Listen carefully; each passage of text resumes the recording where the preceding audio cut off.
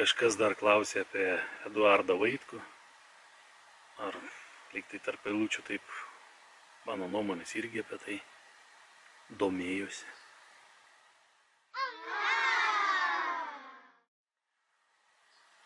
Įsivaizduokit taip. Yra sukčių kompanija, kuri įsteigė kazino. Kazino, kaip žinot, kas lankėtės, žinot, kaip yra kazino. Kas nesilankėt, gal per filmus kokius matėte.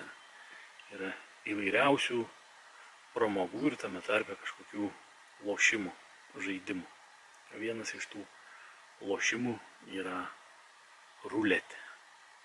Tarkime, įsivaizduokite, tie sukčiai įkūrė tą kazino, tvarkantis ten, skelbia kas 4 ar kas 5 metus rinkimus į kokio nors krupie vietą, kuris stovės už tam tikros ruletės, sukinės tą ratą ir dalins laimėjimus arba skelbs pralaimėjimus. Ir viskas iš pradžių, sakykime, yra nuspręsta, pasidalinta ir jau paskirta. Tik tai, kad atėjusieji į tą kazino savo norų skęstų iliuzijoje, neva jie tai kažką reiškia ir jie dalyvauja to krupie rinkimuose, leidžiama dalyvauti tuose rinkimuose visiems atėjusiesiems.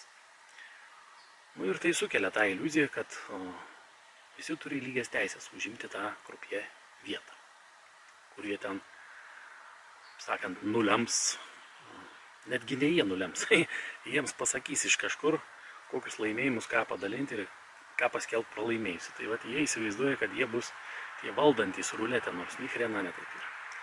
Tai vienas iš tų atėjusių ir yra gerbiamas Eduardas Vaitkus, iš tų kazino lankytojų, kuris pamatęs, kad tame kazino sukčiaujama ir liaudis apiplėšinėjama. Priminsiu, liaudis pateina į tą kazino savo norų, jūsų šautuvų niekas kol kas nevaro.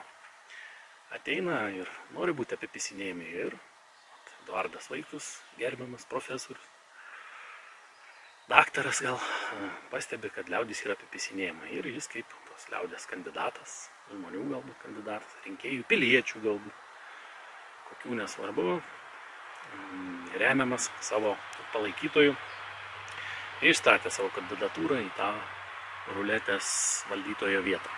Bet esmė tame, kad norint pradėti tą žaidimą, turi sumesti skladkę, taip sakant, stojamą į įnašą.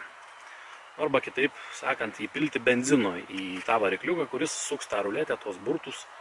Tas kamuoliukas šokinėdamas parodys, ant ko sustojant kokio skaičiaus, reiškia, o tėvas susirinkusieji daro stavkės ant tų skaičių. Ir, sakykime, yra, kaip žinot, dvi spalvos, ten raudona ir juoda. Ir lyg tai ant skaičiuko ruletėje 0,0 nėra jokios spalvos. Bet tas 0,0 yra vienas visoje ruletėje. Bet jis galbūt sustojus skaičiukui ant jo ten duoda didžiausią kūšą tą laimėjimą. Tai vat aš taip įsivaizduoju, kad Eduardas Vaitkus ir jo palaikytojai ateidami į tą kazino savo norų, niekieno nevarydami, ir metė ten skladkę į tą bendrą katilą, užpirkti benzinui tam generatoriui, kuris duos elektros impulsą, apšvietimui ir kam, vienu žodžiu, kad žaidimas prasidėtų, nes kitaip neprasidės, legitimizuoja savo dalyvavimu visą tą lochotroną. O kad tai lochotronas, aš išreiškiu savo subjektyvią nuomonę, bet matau ir manau, kad ne vien tik mano tokia nuomonė. Ir tarsi konkludentiniais veiksmais, ateidami, mesdami skladkę, sutikdami su visomis žaidimų tomis taisyklėmis, jūs legitimizuojate ir įgalinate teisiškai tą žaidimą, kad jis yra legalus ir nesiskųskit jo rezultatais, kad ir kokie jie būtų, nes jūs sutikote juose, tame žaidime dalyvauti.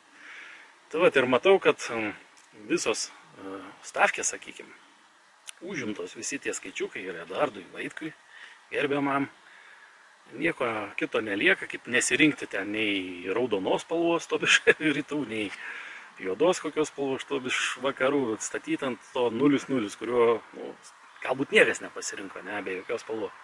Tikintis, kad jeigu iškristas, mažiausią šansą turintis iškrist skaičius 0,0, tai jis ir laimės su visais savo pasiekėjais, bet tikimybė pati mažiausia.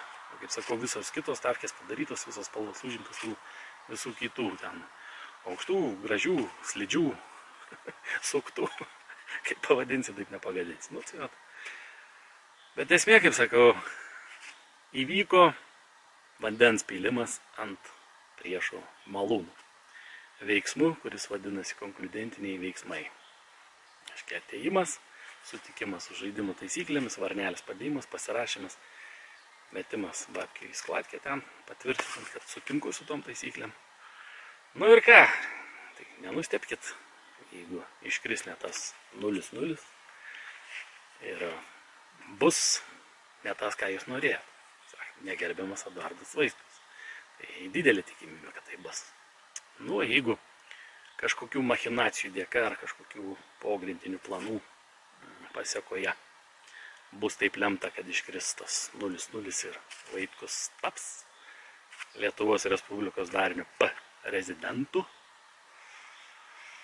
nu, sėkmės tada visiems.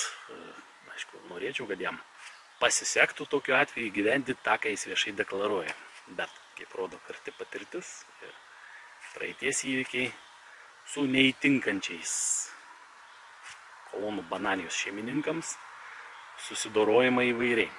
Anksčiau tiesiai šviesiai šaudydavo, padarydavo, kad su lėktuvu nukristų ar tam paskęstų, net visų laivų paskęstų su 4 kaminais, ten visi neįtikėliai.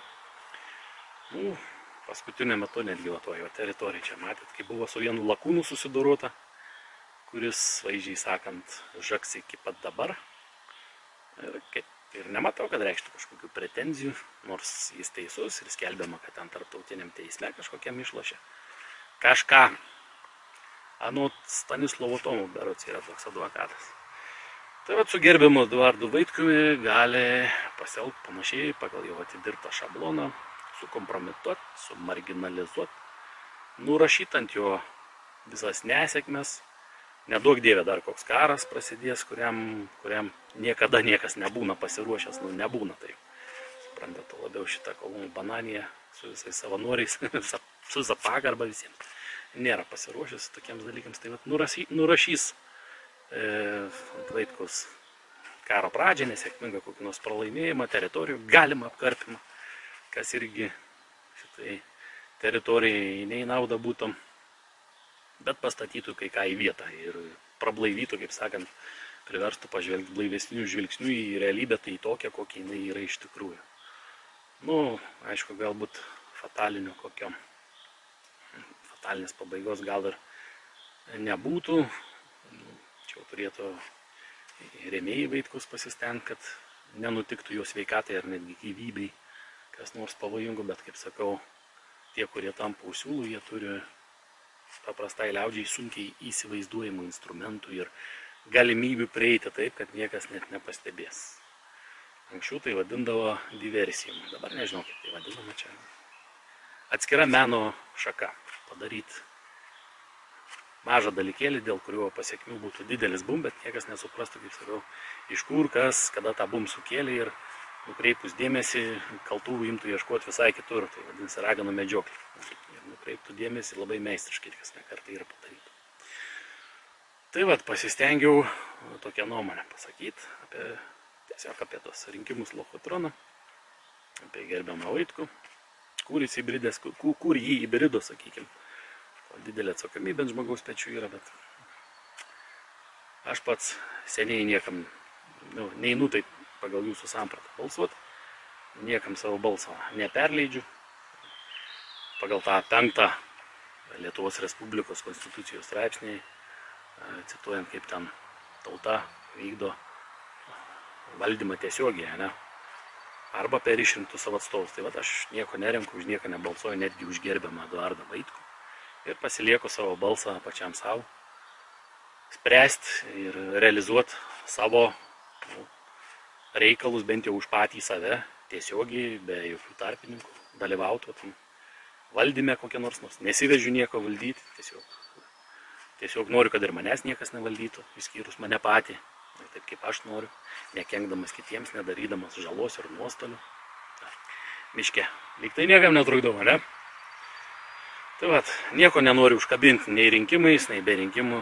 Norėčiau, kad ir manęs niekas neužkabintų ir prie manęs nesikabinėtų. Tokia vat nuomonė apie visą tą reikalą.